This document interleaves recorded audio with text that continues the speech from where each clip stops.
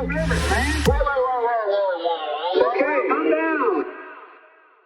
going to show some more clips from your latest documentary, which again is people blocking aid.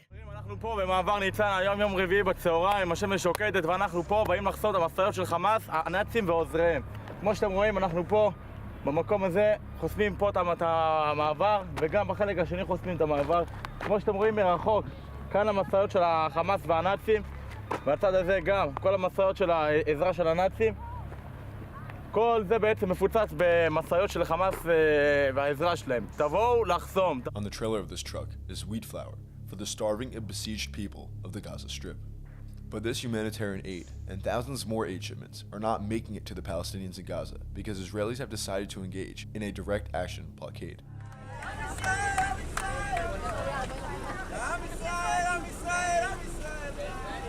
For over a week, I embedded myself with Jewish Israeli nationalists who believe it's a worthy cause and even a religious duty to drive hours from the comfort of their illegal settlements in the West Bank and residential neighborhoods in Jerusalem and bring their loved ones to the Karim Shalom and Nitzana border crossings to block the humanitarian aid trucks from delivering desperately needed food to starving Palestinians. A woman who I assume is American. She's from Staten Island, right? And she's talking about her plans for Gaza.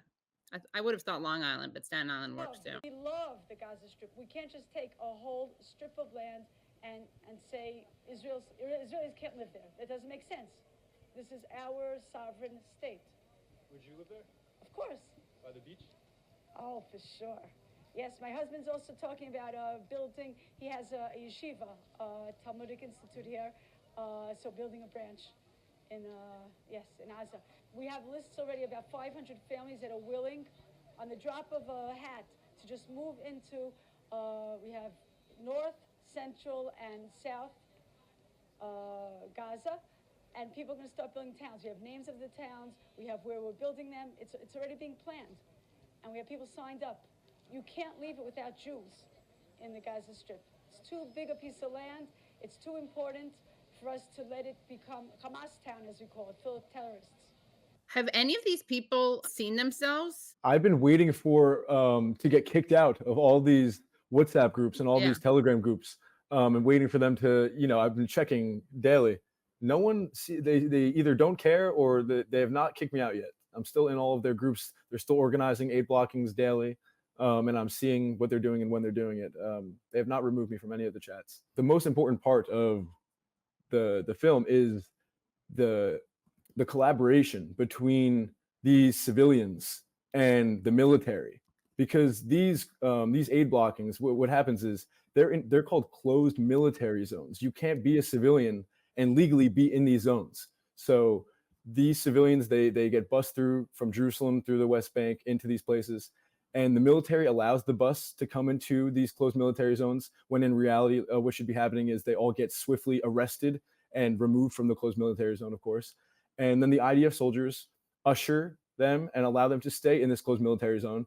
And then the IDF uses these protesters being in the closed military zone as justification to shut down the border crossing, shut down the aid crossing. On numerous occasions, blocking humanitarian aid was not enough for the Israelis.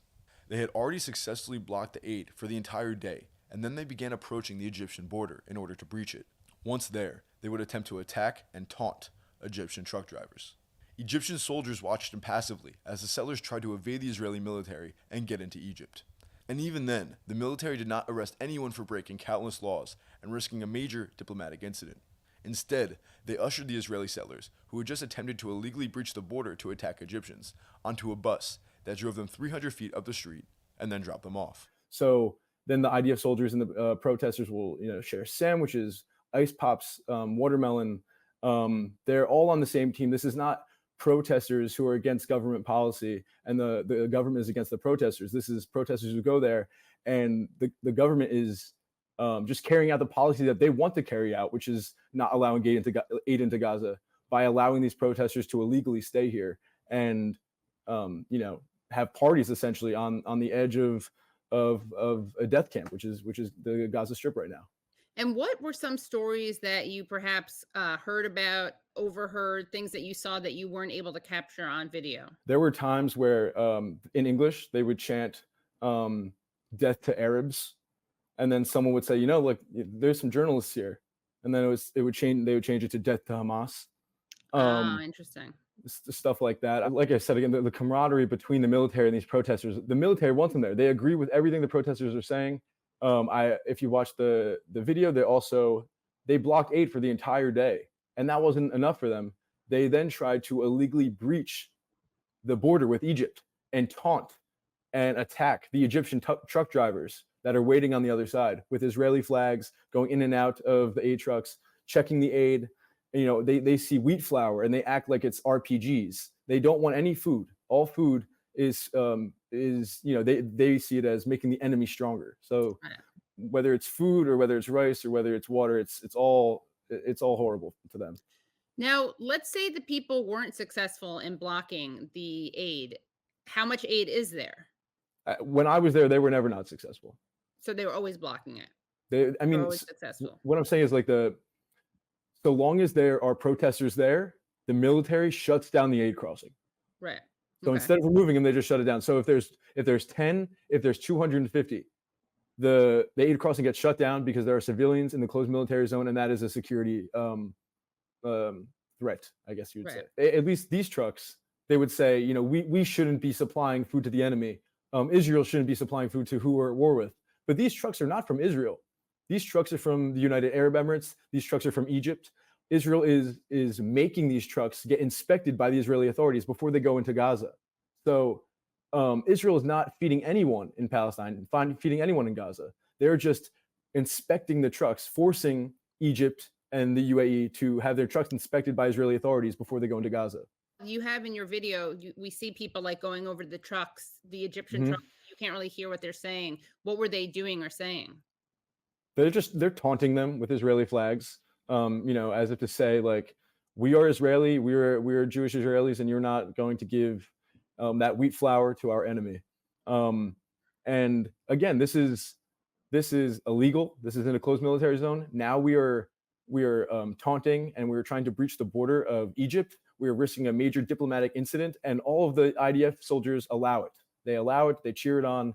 There's no difference between these soldiers at the border and these protesters who are coming from away from the border.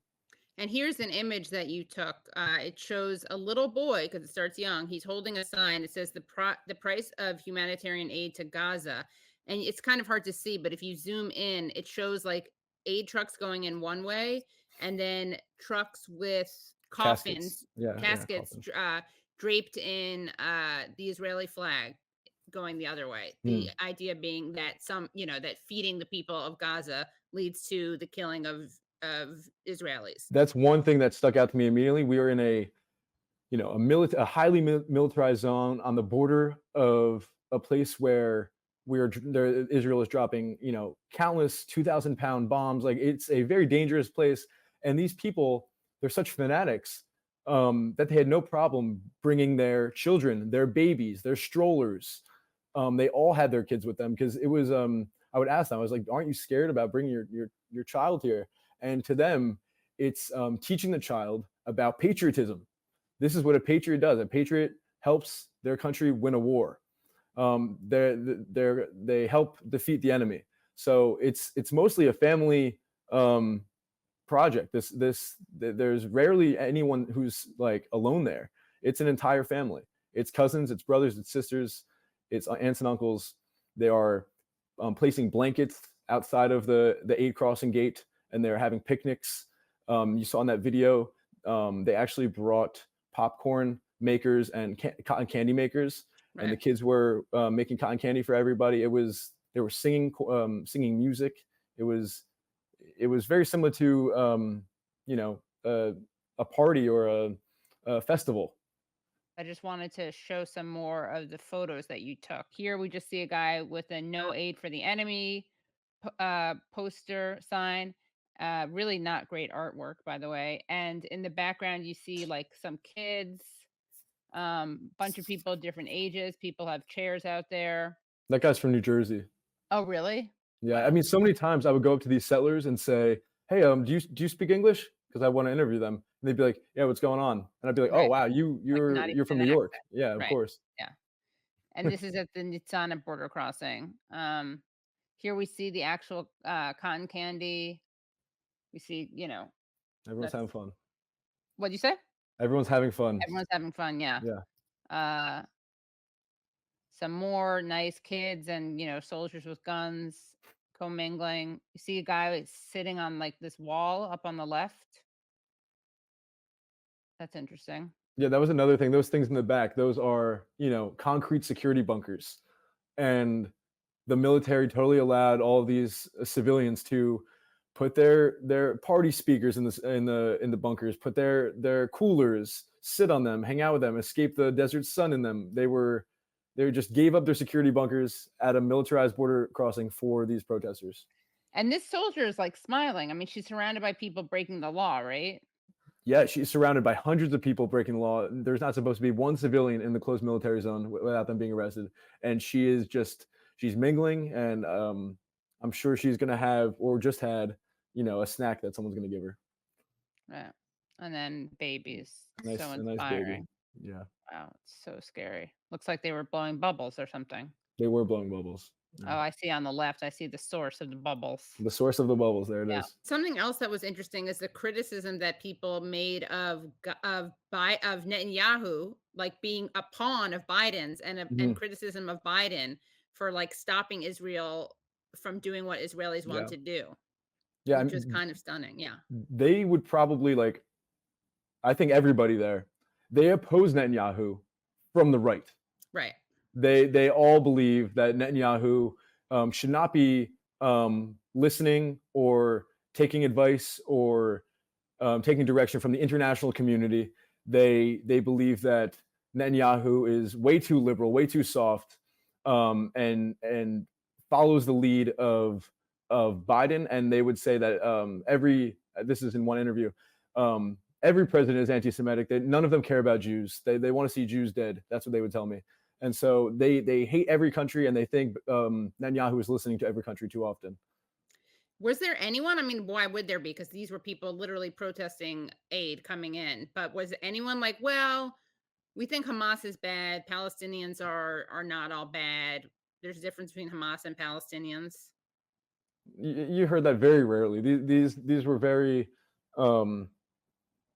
Because it's collective punishment. So why would they'd be lying if they said that? They weren't saying that. They were saying that they were trying to argue that them blocking humanitarian aid into Gaza is the peaceful solution, because it's the quickest way to end the war, and war is bad. We are anti-war, and we want the war to end as fast as possible. But to them, the end of the war means the death of all people in Gaza. Right. And I remember a guy saying, we're doing this because we want them to turn on Hamas, basically, what he was saying. Yeah, exactly. They were as if they are placing their own sanctions on Gaza. They are starving them to the point where if they are hungry enough, they will turn against Hamas. Right. Yeah. Right. We saw a little bit of this kid in the young man in the trailer, but here's that kid. I just thought the one who talked about lollipops, but I just thought it was worth playing what he had to say, because he's so, again, vocal and open about it. The best way is to transfer them to Europe. Europe already accepted, past the 10 years, accepted more than 100 million refugees. I don't think that another 1.5 million refugees would make any difference for the Europeans. And as the Bible says, this place is for us. It's promised for us, so they can starve to death to pay on the things that they've done to us on the 7th of October. Would you live in Gaza once all said and done? Totally. If my wife would agree for that, totally, I would go live over there. So there was two movements, I guess you would say, of people I was following around. One is the group of these people who were blocking the humanitarian aid, and the other was a group of settlers who were meeting in Sodot, and which is a mile away from the Erez crossing into Gaza, and they were going together into Gaza with plywood, with drills, with nails, and they were building what they would call symbolic outposts. Right. And their idea was that they didn't really care about the war. They cared about the first day after the war. The first day after the war is what's the government going to do? It needs to allow us to resettle in Gaza. So the military would allow them to walk into Gaza and build these symbolic structures. And of course, nobody else is allowing, like no one is allowing you, a normal civilian cannot go into Gaza, but it's the military and the political apparatus in Israel is so controlled by the settler movement.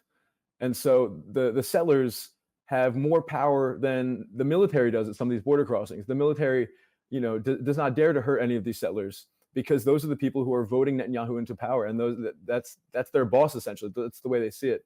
So they were allowing them to cross into Gaza and build these illegal outposts, and that was the other half of the extremist fanatic movement that I was covering. The people that were going into Gaza often and trying to build things.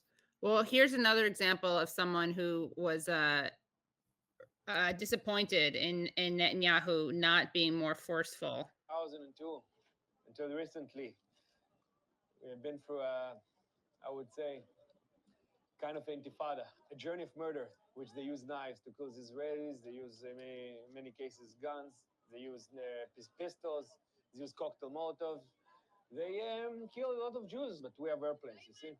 We can erase them 1 second. Once we use what we have, once we know how to use our assets, and not afraid to use what we have, we destroy Gaza.